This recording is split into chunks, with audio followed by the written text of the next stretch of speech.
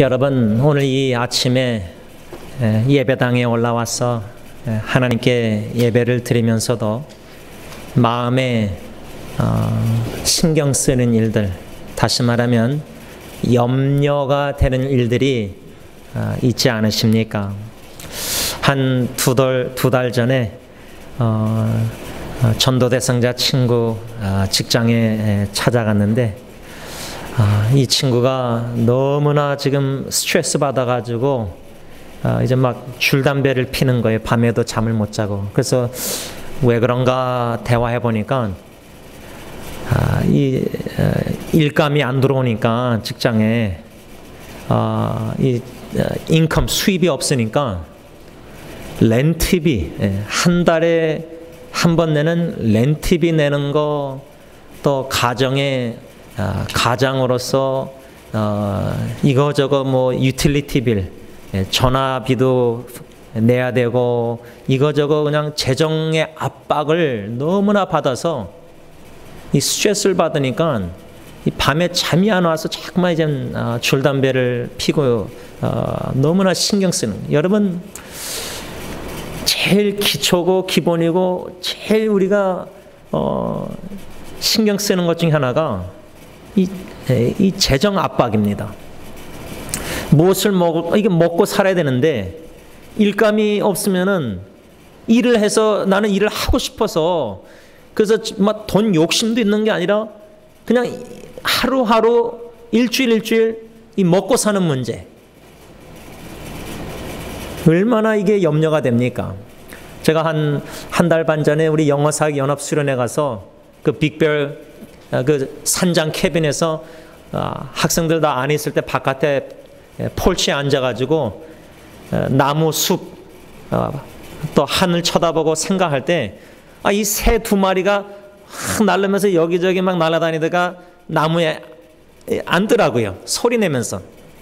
그때 참 그 새를 바라보면서 든 생각이 마태복음에 이 공중에 나는 새도 하나님이 기르시는데 하물며 새보다 더 귀한 나를 하나님이 다 도와주시고 길러주시고 먹여주시고 채워주시고 필요한 거 그때 그 말씀이 생각나니까 힘들고 어렵고 염려되고 근심걱정될 때 신경 쓰일 때 새를 생각하자. 새 지나가다가도 또 비둘기 같은 거 보이면은 그냥 무심코 지나간 게 아니라 저 새도 먹고 사는데 하나님이 먹여 살리시는데 하나님이 나 같은 사람도 여러분, 우리 인생 한번 뒤돌아보면요, 진짜 경제적으로 궁핍하고 너무 스트레스 받아서 막 잠 못 자고 내일을 염려하고 내질 못해가지고, 그렇죠? 저 같은 경우는 대학교 입학 허가를 받았는데 학비 낼 돈이 없는 거예요. 그러니까 안 그래도 목사 자녀로 자라나서 한국에서부터 재정에 막 신경이 쓰여가지고 대학교 때 다들 막 스키 출입 가고 놀러 다닐 때 저는 안 갔다 못 갔다 두 마리가 다 맞아요. 뭐 없으니까. 그것도 은행에서 융자해서 공부하고 있는데 그렇게 어떻게 놀러 다녀요, 그렇죠? 우리 인생 뒤돌아보면 먹고 살기 너무 힘들어서 막 은행에 빵꾸가 나고 막, 그렇죠? 그런데 지금 뒤돌아보면 그거 잊어버리면 안 되잖아요. 제일 먹고 살기 힘들었을 때, 내가 경제적으로 너무 힘들었을 때. 근데 우리는 너무 쉽게 잊어버려요. 그리고 지금 또 힘들면은 그때도 너무 힘들었을 때 하나님이 건져서 먹여 살려주셨는데, 그러면 기억을 하고 그 당시에 내가 제일 힘들었을 때, 먹고 살기 힘들었을 때 하나님이 먹여주시고 살려주셨으면 지금도 이거 힘들고 어렵고 먹고 살기 힘든 거, 염려되는 거 하나님이 먹여주지 않겠어요? 새도 먹여주시는데. 그런데 우리는 그래도 또 염려합니다. 먹고 살만하면요 염려할 거 없는 것 같은데 또 뭐가 염려됩니까? 이 자녀들 생각하면 이건 뭐 죽을 때까지 염려 대상이에요. 결혼해서 내보내면 이제 끝인 줄 알았는데 여러분 죄송하지만 자동차 수리한 다음에 다 고친 다음에 뭐 요즘 삼성 전화기 막 문제 일어난다는데 팔고 끝납니까? 애프터 서비스. 그것처럼 자녀들도 결혼하고 다 내보내고 독립시키면은 이제 염려 안 해도 되겠지?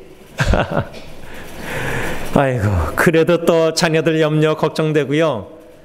또 결혼하지 못한 자녀 생각하면은 이거 얼마나 부모 마음 안 그렇습니까? 자식 결혼시키고 다 안정된 거 보고 떠나야 되는데 결혼식이 놓치고 자녀들 생각하면은 아무리 자녀가 세상에서 뭐 성공하고 잘 살아도 이게 막 준비하는 마음속에서는 염려가 되는 거예요. 우리 전 집사님 고개 끄덕끄덕 하시는데 우리 90세 넘으신 어머니 얼마나 우리 집사님 위해서 기도하시겠어요. 여러분, 이 염려할 것들이 한두 가지가 아닙니다. 또 직장생활, 또 상관과 인간관계. 근데 이런 여러 염려들이 많은데요. 종류가. 대체적으로 우리가 염려하는 게 뭐죠? 내일 일을 염려해요. 오늘 주일, 오늘 하루 염려하는 걸로도 괴롭고 힘든데 내일 월요일 직장 가서 내일 또 내일 모레 또 내년 또 앞으로 미래를 준비해야죠. 노후 대책 준비해야 되고 요즘 인터넷 조선일보나 중앙일보 여러 가지 기사들 보면은 이 생명이 길어지면서 장수하면서 오래 사시면서 이 노후 대책 문제가 심각해지는 거예요. 여러분 요즘 한국 같은 경우 여기도 그러지만 한국에 방 하나 구하는 거, 내가 혼자 살만한 곳. 여기도 우리 노인 아파트 이런 거 막 5년 6년 전에 원서 다 써내야 되고 어떤 지체는 보니까 제 나이인데 벌써 노후 대책 준비하더라고요. 이거 지혜롭게 미리미리 다 해놔야 돼요. 여러분 그러니 미래를 생각할 때 준비하면서도 갑작스럽게 예상에 계획되지 않은 일들이 터지면요 그 순간에 막 불안하고 걱정 염려되는 거예요. 이게 우리 모습이에요. 지극히 작은 일 내가 이렇게 하면 되는데도 막 신경 쓰여요. 신경. 왜 그러죠? 염려가 되는 거예요. 그런데 오늘 성경 말씀 이걸 어떻게 받아들여야 되고 반응해야 될까? 왜냐하면 하나님의 말씀은 오늘 6절에 아무것도 염려하지 말고 아무것도 염려하지 말래요. 그런데 하나님 저 염려가 됩니다. 저는 우리 교회 식구들 생각할 때 뭐 동부에 있으나 한국에 있으나 이집트에 있으나 멕시코에 있으나 뭐 중국에 있으나 어디 다 떠나 계신 분들이나 우리 여기 지금 앉아 계신 여러분들 특히 같이 참석하고 싶어도 못 참석하시는 우리 유정수 권사님이나 안덕일 전사님이나 또 우리 어르신들을 생각할 때 저는 특히 마음이 많이 신경이 쓰입니다. 좀 부족하지만 이 어르신들 방문하면 방문할수록 양로원이나 병원에 이 세월이 지나가서 죄송하지만 우리가 지금 늙어간다는 거, 나이가 들어간다는 거, 제가 30대, 40대 초반까지도 30대 후반까지도 그걸 별로 잘 몰랐는데 이 승리교회 다시 돌아와서 하나님이 어르신들 섬기게 하시면서 그 과정들을 동참하면서 보고 느끼는 게 있잖아요. 생각되는 게. 그러면서 나에게 비춰보면서 나도 이제는 언젠가는 이젠 어르신들처럼 나이가 들어서 마음대로 운동도 못하고 마음대로 뛰지도 못하고 운전도 못하게 될 때가 오잖아요. 여러분 지금 운전할 수 있다는 거 우리 영승원사 이게 얼마나 운전을 못하게 되고 점점 이젠 마음은 원하는데 몸이 안 따라주는 거예요. 그러면 여러분 그 상황에 한번 나를 집어넣어 보면은 충분히 미래를 생각하면 염려될 일이 한두 가지가 아닌데 성경은 하나님은 오늘 이 아침에 결론적으로 우리에게 주시는 메시지는 뭐냐?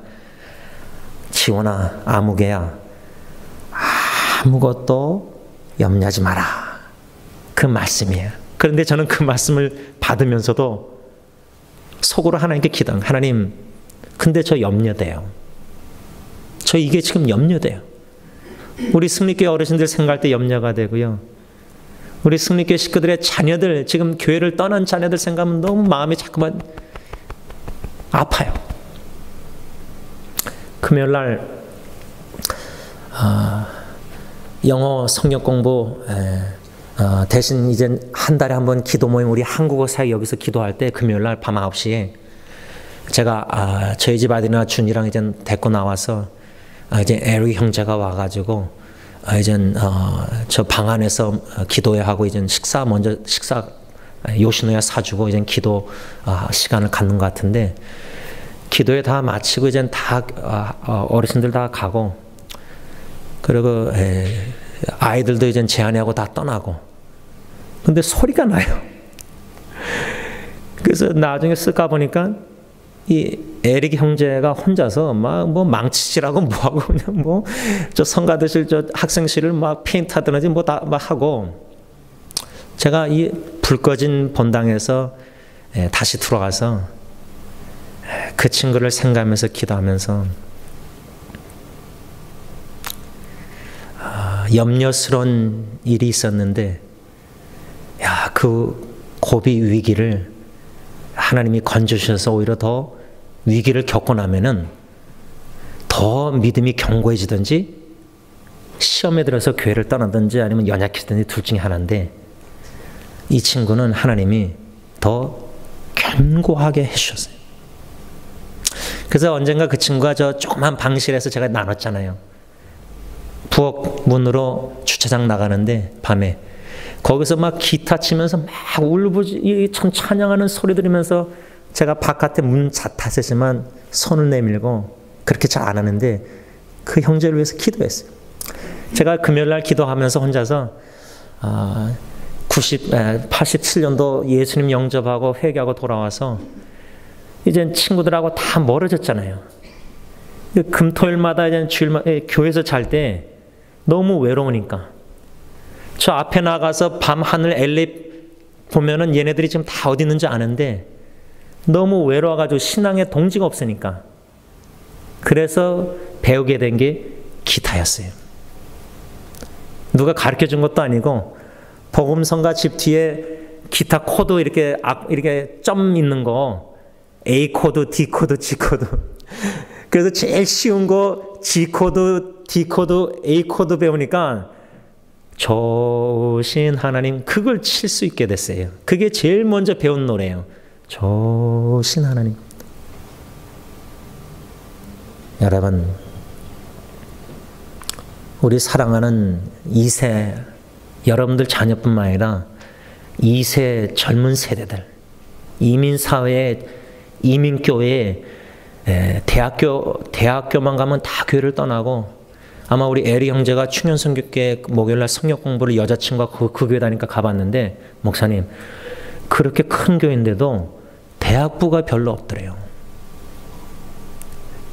교회를 떠난 자녀들 생각할 때 우리 교회 식구들, 내 자녀뿐만 아니라 우리 교회, 또 더 나가서 우리 히스패닉 자녀들 생각할 때 지난주 화요일날 교회 왔더니 새벽기도 제 책상 위에 한 이만한 카드를 만들었더라고요. 그 don't tell, 얘기하지 말랐는데 지금 제가 얘기하는 거예요.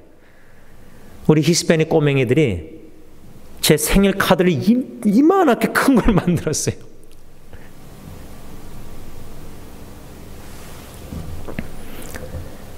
여러분, 저도 어저께 하루 막 신경 쓰이고 염려되는 일이 있었습니다.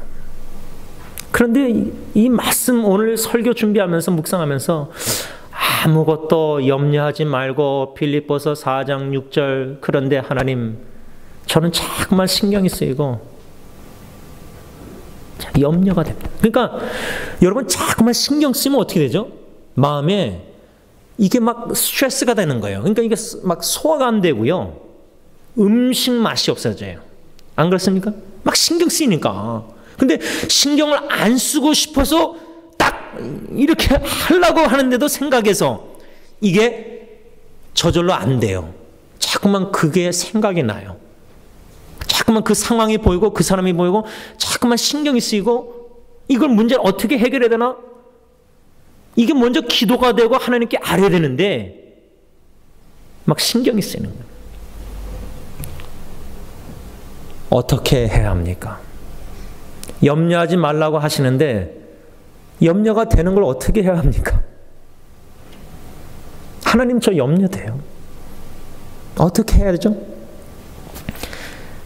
여러분 오늘 이 빌립보서 4장 6절 아무것도 염려하지 말라는 말씀, 사도 바울이라는 이 영적 지도자가 편지를 빌립보라는 도시에 있는 빌립보 교회의 성도들에게 편지를 쓰는 거예요. 지금 말로 하면은 적용을 어떻게 하냐면 저는 원로 목사님이 지금 중국에 계시는데 중국에서 승리교회 식구들에게 지금 편지를 쓰는데 당사자 사도 바울은 감옥에 갇혀 있는 상황에서 편지 쓰는 겁니다.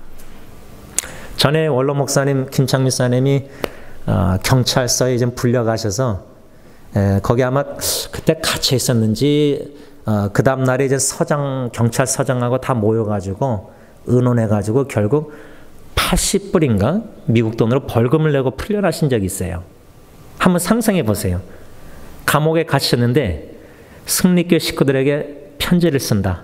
그러면서 승리교회 사랑하는 승리교회 여러분 아무 염려하지 마십시오. 그러면 그 편지를 받는 우리 승리교회 식구들은 아니 지금 사도 바울 목사님 당신이 지금 감옥에 갇혀서 힘들 텐데 염려가 될 텐데 안 그렇습니까? 현실적으로 누가 더 염려됩니까? 빌립보 교회 식구들이 바울 사도를 생각할 때 염려가 되겠습니까? 아니면 바울 사도가 빌립보 교회 성도들을 생각할 때 염려가 되겠습니까? 현실적인 상황을 보면 빌립보 교회 성도들이 감옥에 갇힌 사랑하는 주님의 종 바울 사도 염려되는 게 당연한 거죠. 그러면 빌립보 교회 성도들이 바울 선생에게 사도에게 편지 써서 아무것도 염려하지 마세요. 사도 바울 선생님. 우리가 당신 위해서 기도하고 있습니다. 뭐 이런 식의 편지 내용이 돼야 되는데 이 거꾸로 된 거예요. 거꾸로. 근데요. 저는 부모님하고 자식 생각, 관계를 생각하면 이 편지 내용이 좀 이해가 돼요. 엄마, 아빠, 부모는요. 자기가 힘들고 자기가 아프고 자기가 너무 걱정될 일이 너무 많은데 나보다 내 자식을 더 염려해요. 여러분 자식들이 지금 여러분들 더 염려하시겠어요? 염려하겠어요? 아니면 여러분들이 자녀를 더 염려하시겠어요? 뻔하지 않습니까? 누가 더 사랑합니까? 여러분들이 여러분들 자녀를 더 사랑하지 않습니까? 그래서 염려되는 게 뭐죠? 아, 내 자식이 오늘 직장 가서 제대로 점심 먹었는가?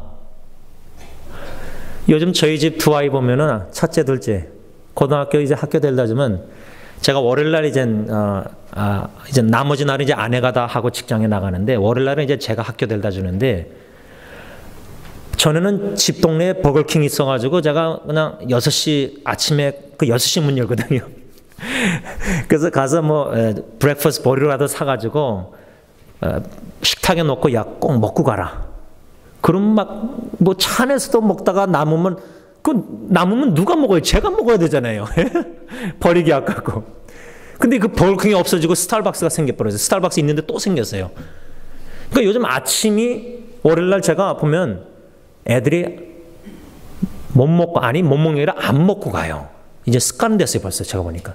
그러면 보면은 점심도 안 먹고 와요.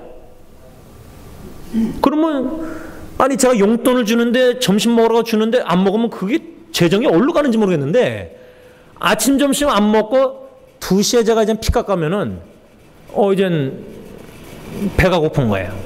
여러분. 그러면 부모 입장에서 애들이 건강하게 잘 먹고 한참 클 나이인데 제가 고등학교 때 하루에 5끼씩 먹었거든요. 근데 얘네들은 하루에 한 끼, 2끼 먹는 것 같아요. 부모가 자식을 염려하는 것, 잘 먹고 다니는가, 건강한가? 그러다가 엄마 아빠가 몸이 아픈데 자녀가 무슨 병이 들었다. 아프다. 그러면 내가 아픈 게 더 염려됩니까? 내 자식이 염려되는 게 더 걱정됩니까? 사도 바울은 사랑하는 빌립보 교회 성도들, 감옥 옥중에서도 편지를 써내려가면서 빌립보서 1장 8절에 그리스도 예수의 심장 마음으로 내가 너희를 사모한다. 여러분, 멀리 떨어져 있는 자식들 내가 너무 사랑하는데 보고 싶잖아요. 예수님의 마음으로 나는 너희들을 사모한다. 감옥에서 그렇게 편지를 써내려가면서 오늘 본문 4장 6절에 성도들에게 빌립보 교회 성도님들 아무것도 염려하지 마십시오. 그렇게 편지를 쓰는 거예요. 저는 이 말씀을 묵상하면서 빌립보 교회 성도들이요, 지금 상황이 염려 안 할래야 안 할 수 없는 상황이었다 저는 생각합니다. 6가지 한 염려할 것들이 적어도 있었다고 저는 생각합니다. 그 6가지 중에 5가지는 내부적인 거고 1가지는 외부적이라 이렇게 구분했는데, 쉽게 그냥 6가지 정도 적어도 빌립보 교회 성도들은 염려할 일들이 있었습니다. 첫째로 1장 12절, 빌립보서 1장 12절, 이미 우리가 묵상한 말씀 우리 다 함께 같이 빌립보서 1장 12절 다 같이 읽습니다. 시작. 형제들아, 내가 당한 일이 도리어 복음 전파의 진전이 된 줄을 너희가 알기를 원하노라. 여기서 사도 바울이 빌립보 교회 성도들에게 편지 쓰면서 내가 당한 일, 아이고, 그러면 그 편지를 받는 빌립보 교회 성도들은 우리 사도 바울 주님의 종이 당한 일, 그게 뭐죠? 감옥에 갇힌 일. 여러분, 원로 목사님, 김창민 목사님 그때 경찰서에 잡혀갔을 때 그 다음날 이젠 그렇게 80불 내고 풀려났다는 소식을 접했지만, 여러분, 중국 땅에서는 외국인이 복음을 못 전합니다. 제가 그때 갔다가 들이닥쳐가지고 경찰서에 나오라 그래가지고 이제 피신했는데, 여러분, 우리 후원하는 선교사님들, 뭐 김창미 사님도 지금 이집트에서 저렇게 감옥 선교랑 하고 계시는데, 여러분, 감옥 선교하는 분이 예를 들자면 내가 감옥에 들어갔다. 우리가 기도하고 후원하고 사랑하는 주님의 종이 감옥에 갇혔다. 복음 전하다가 또 억울한 일을 뭐 당해서, 그러면 그 소식 들으면요, 우리 승리교회 식구들 염려 안 되겠습니까? 지난번 엔세나다 김창만 사님 그 선교하는 함께 선교하는 이선교사님이라고 태권도 하시는 분이 있어요. 저도 가서 이 사모님하고 두 분 뵀는데, 그 홈레스 노숙자 그때 길거리에서 할 때 그 사모님이랑 다 오신 거 제가 봤는데, 얼마 전에 그 도덕인지 강도인지 그 칼 가지고 들어와 가지고 교회에,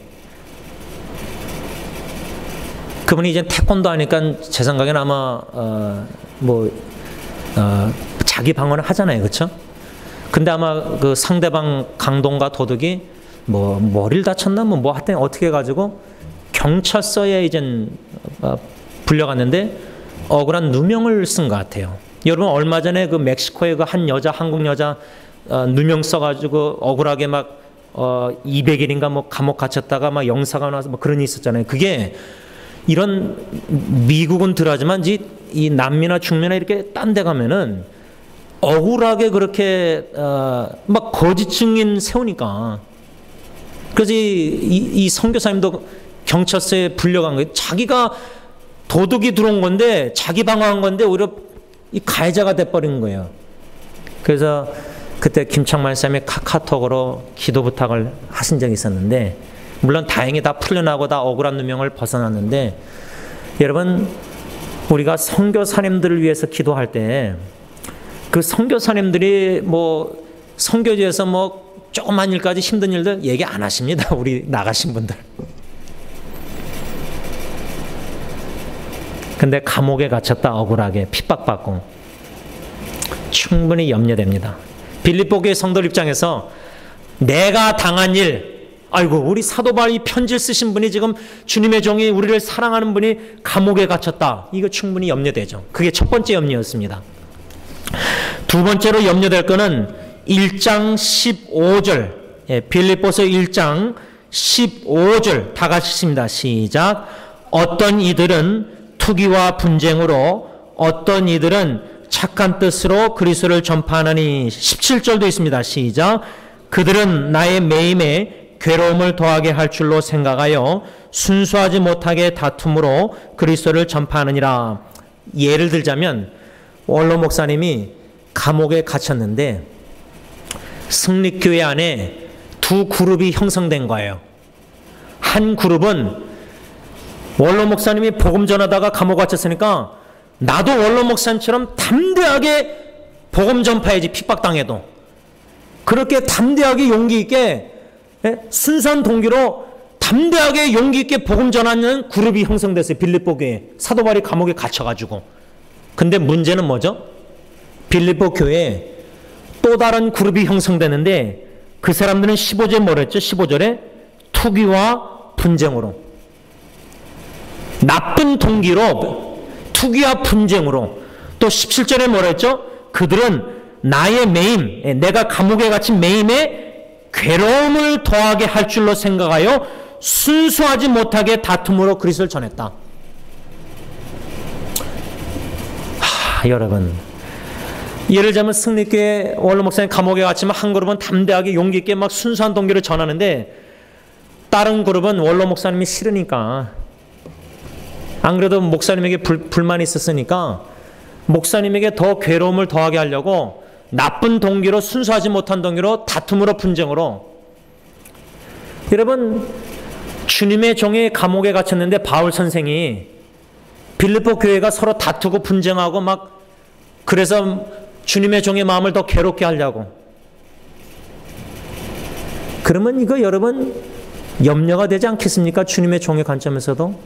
빌립보 교회 성도들도 순수한 마음으로 복음 담대하게 전하는 사람들은 그 막 나쁜 동기로 막 바울 사도를 더 괴롭게 하려고 저렇게 막 순수하지 못한 다툼 분쟁으로 복음 전하고 있으면 그 참 마음이 염려가 되지 않겠습니까?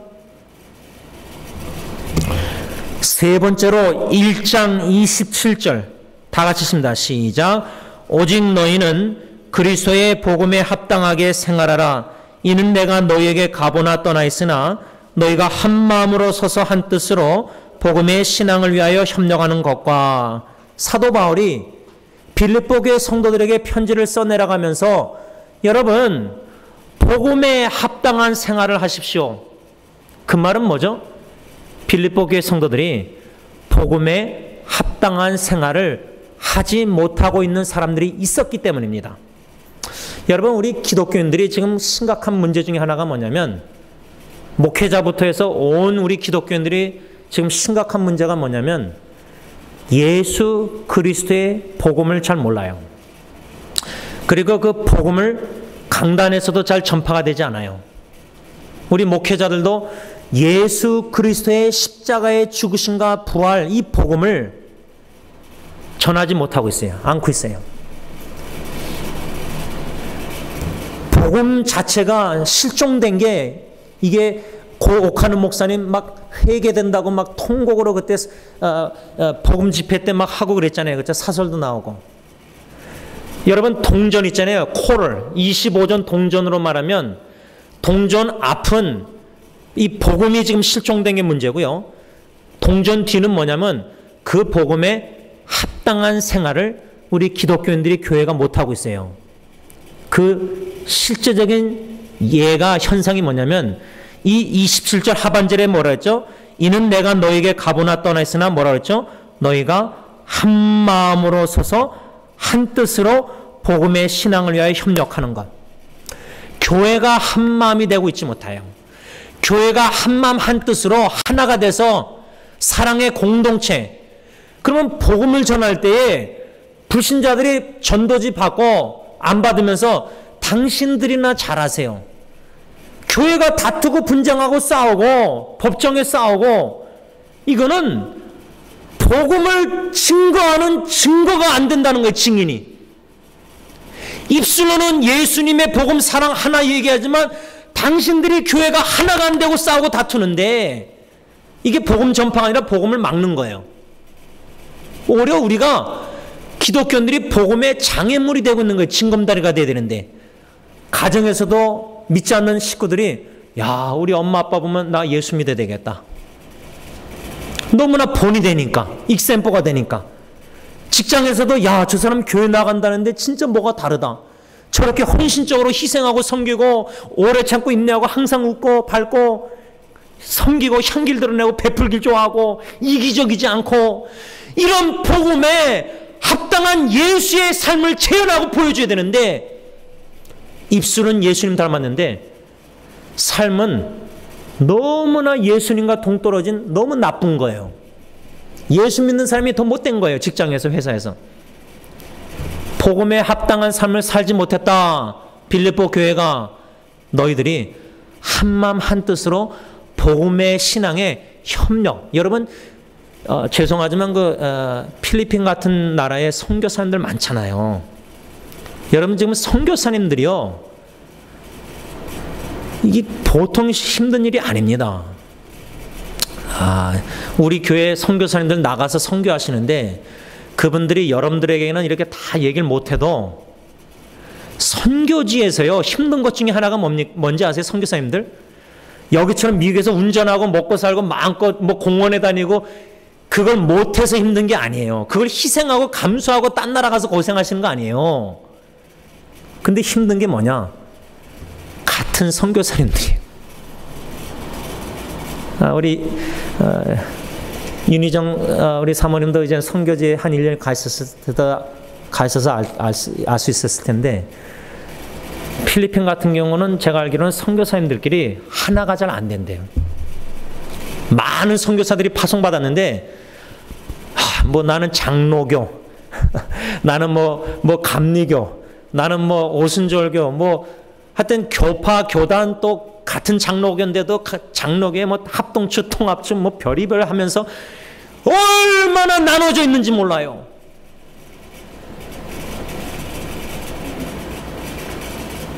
그러면 여러분 예수 안 믿는 현지인들 입장에서 필리핀 사람들 입장에서 한국에서 미국에서 다 같은 한국 사람이라는데 왔는데 뭐 이렇게 나눠져 있는지 그렇죠? 뭐 이렇게 협력해서 뭐 하나로 이렇게 한 마음 뜻을 이렇게 하지 못하고 그저 뭐 어느 파 나눠서 막 싸우고 다투고 막 그냥 서로 뭐 그냥 이러면은 은혜가 되겠습니까? 예수 믿고 싶겠습니까? 복음에 관심이 가겠습니까? 그리스도에게? 가정도 예수 믿는 가정이 하나가 돼서 야, 난 저렇게 함께 교회 나가는 저런 예수님과 교회 다니는 저 가정, 기독교인이라는 저 가정 참 한마음 한뜻으로 저렇게 가정이 서로 사랑하고 돕고 섬기고 교회 봉사하고 얼마나 아름답고 이게 아니라 가정에 부부가 자녀가 그냥 남남 불화 싸움 다툼 복음에 합당한 생활을 하지 않고 있으면은 여러분 사도 바울이 그래서 편지를 쓰면서 구체적으로 4장에 가서 유오디아와 순두계 이 두 여인이 중진자 교회에서 아주 열심을 내는 여인인데 교회에서 열심을 내는 이 두 여인이 한 마음을 품지 못했어요. 여러분 사도 바울이 1장 20절에는 복음에 합당한 한마음 한뜻 협력해라 그랬잖아요. 근데 4장에 가서는 구체적으로 두 사람 이름을 언급을 해요. 원로 목사님이 중국에서 감옥에서 편지를 쓰면서 승리교회에게 여러분 복음에 합당한 생활을 해야 됩니다. 여러분 승리교회 식구가 한마음 한뜻으로 선교나 전도나 복음에 협력 같이 한마음 협력해야 됩니다. 근데 4장에 가서 근데 승리교회 아무개 두 분 한마음 품으세요. 다투지 말고 한마음 품으세요. 서로 견제하고 벽사지 말고 한마음으로 주님의 일을 하세요. 협력하세요. 선교를 해도 후원해도 한마음으로 좀 후원해 주세요. 부모가 자식에게, 자식들이 엄마 아빠, 여러분 나이가 들면 자식들이요, 제가 참 이건 진짜 심각한 겁니다. 부모가 너무나 아파서 유산 문제 자식이 싸우고 완전 원수되는 건 제가 얘기했잖아요. 여러 번 수욕이 되나. 저 같으면 눈 못 감겠어요. 얼마 전에 친구 아버님이 돌아가셨는데, 그래서 장례식을 형하고 저가 가서 인도했는데, 형제가 원수가 됐어요. 원수가. 그러면 그걸 다 아는 아버지가 눈 감기 전에 암으로, 그 심정이 저는 상상이 안 돼요. 제가 만일에 눈 감기 전에 딜런, 예리, 예언이 세 아이가 분쟁하고 싸우고 다투고 완전 원수 됐다. 안 본다 서로. 완전 남남이 됐다. 친구보다 더 못한 원수가 됐다. 상상이 안 돼요. 여러분 상상되십니까? 그 부모로서 눈이 잘 감기겠습니까? 부모의 간절한 소원이 뭡니까? 걔네들이, 자녀들이 나를 뭐 어떻게 도와주고 뭐 먹고 이게 용돈 주고 이게 아니라 화목하게 신앙생활에서 자녀들이 화목하게 사는 모습을 보고 싶지 않습니까? 복음에 합당한 생활이 한마음 한뜻으로 서로 협력하고 복음을 위해서. 근데 빌립보 교회 성도들은 그러지 못했어요. 그래서 빌립보서 2장 1절로 4절 쭉 보세요. 같은 마음 같은 사랑, 이 마음을 품으라. 예수 그리스도의 마음을, 겸손한 마음을 품으시오. 남을 나보다 훌륭하게 여기십시오. 교만하지 말고. 똑똑한 잘난 자식을 원하지 않아요. 그런 자식이 있으면 가정에 자녀들이 분란이 일어나요. 교회도 마찬가지예요. 분수에 넘치는 교만한 잘난 사람이 있으면 항상 분쟁이 일어나요. 내 잘못입니다. 오늘 제가 아침에 교회 오면서 8시에 뉴스를 듣는데, 한국의 그 아주 가난하게 사는 분들 나라에서 돈이 나오잖아요. 그리고 아들이 둘 다가 지체장애니까 장애 그걸 때문에 나오고, 근데 막내 아들은 멀쩡한데 어디에 있는지도 몰라요. 근데 한 달에 뭐 장애랑 가난해서 나오는 돈이 140만 원인가? 한 1,300불, 400불? 그걸로 지금 장애, 지체장애 두 자식하고 이 아버지가 64살인가 사시는데, 이 40만 원이 줄어들었대요. 그 왜 40만 원 줄어든다 보니까, 나라의 입장에서는 이 막내 아들이 어디선가 일을 하고 있으니까 돈을 버니까 당연히 이 막내 아들이 아버지를 도와주겠지 하고 40만 원을 깎은 거예요.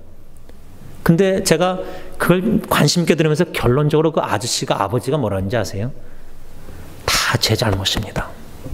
제가 잘못해서 막내 아들도 그렇게 지금 어딘지도 모른대요.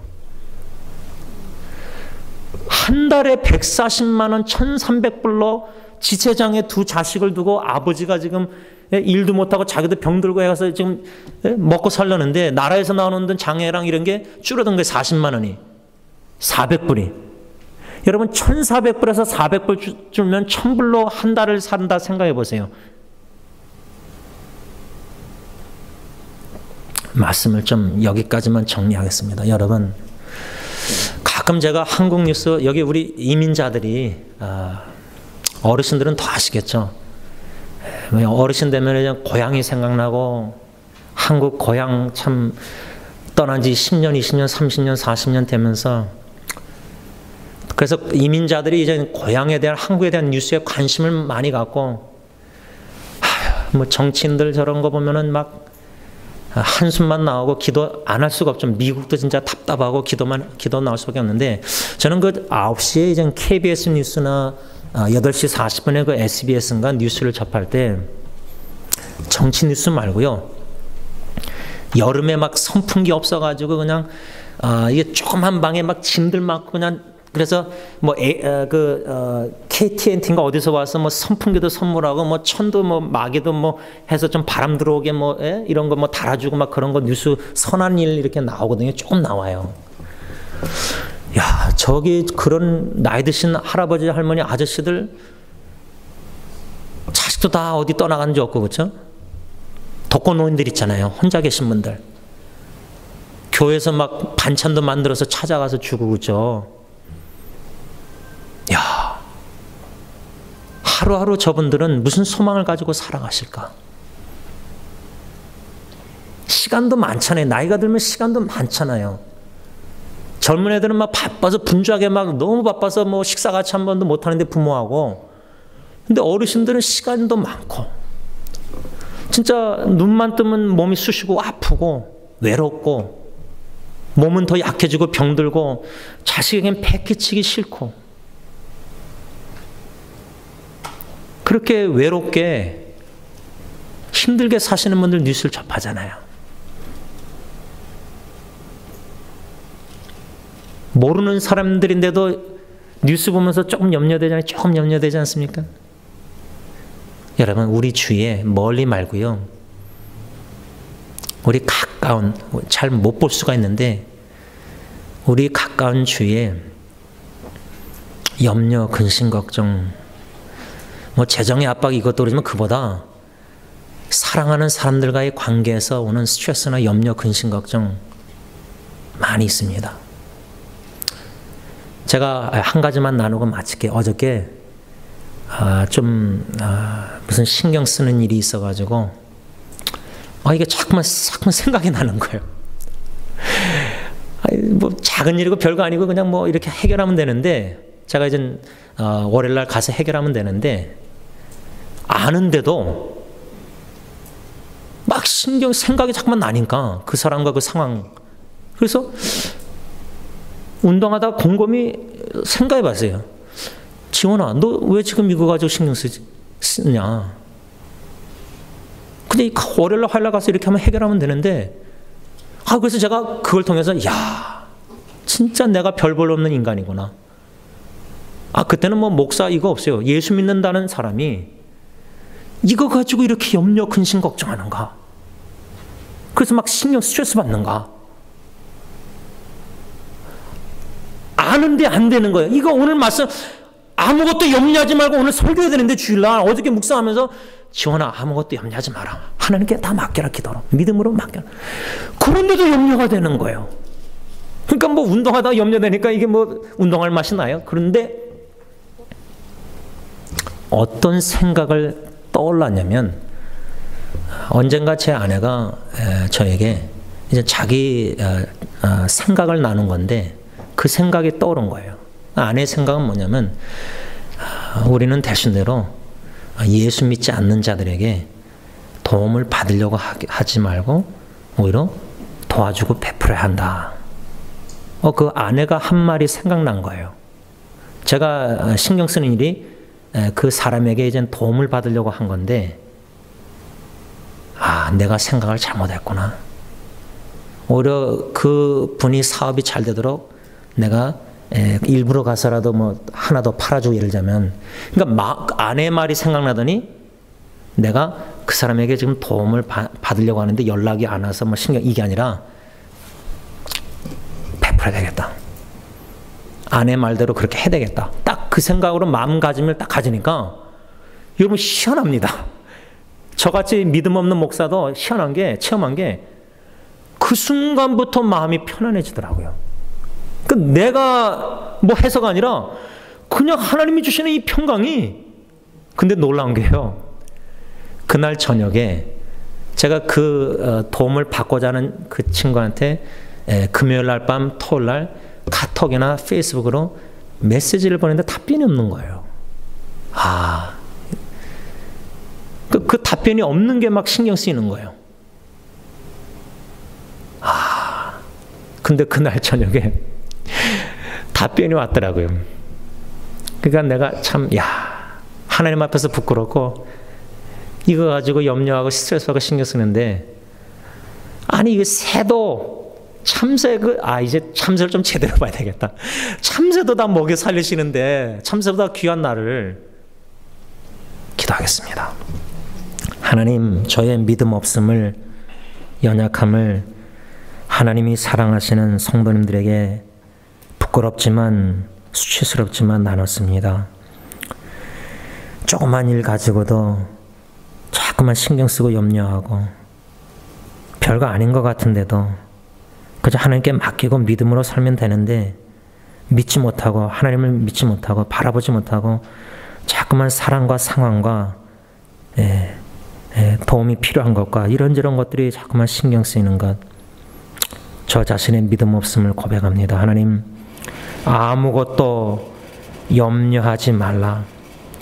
염려할 수밖에 없는 상황이지만 나의 염려를, 근심 걱정을 기도로 하나님께 다 맡기고, 공중의 새도 하나님이 다 먹여 살리시는데 무엇을 먹을까, 무엇을 입을까, 이런 염려하지 말게 하시고, 내일 염려는 내일 하고 오늘 하루 족하니 주님 앞에 다 염려를 기도로 맡깁니다.